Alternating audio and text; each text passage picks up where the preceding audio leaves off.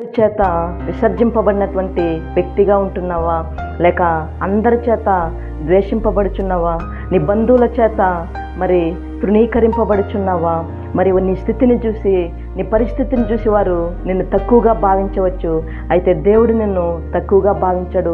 అందుకే దేవుడు నిన్ను గురించి ఈరోజు చెప్పుచున్న మాట ఏమిటంటే, యెషయా గ్రంథము 60వ అధ్యాయము 15వ వాక్యంలో చూసుకున్నట్లయితే, నిన్ను శాశ్వత శోభాతిశయముగాను బహుతరములకు సంతోష కారణముగాను చేసేదను.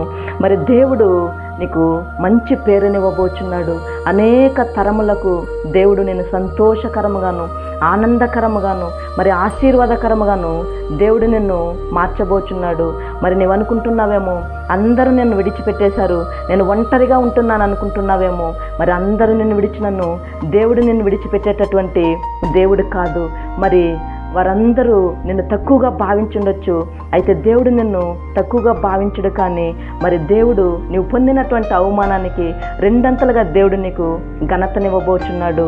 మరి ఏ మనుషులైతే నిన్ను బాధించారో, ఏ మనుషులైతే నిన్ను తక్కువగా అనుకున్నారో, వారందరినీ దేవుడు ఒకరోజు నీ పాదాల దగ్గరికి మరి తీసుకురాబోచున్నాడు. మరి నా పరిస్థితి మారదా అనుకుంటున్నావేమో, తప్పకుండా నీ పరిస్థితిని దేవుడు మార్చబోచున్నాడు. ప్రార్థన చేసుకుందాం. మంచి తండ్రి యేసయ్యా, నీకు వందనాలు ప్రభువా. అయా, నీ బిడ్డలు పొందినటువంటి అవమానానికి నా ప్రభువా రెండంతలుగా నీ బిడ్డలు ప్రభువా ఘనతను పొందుకుందురుగాక నా తండ్రి.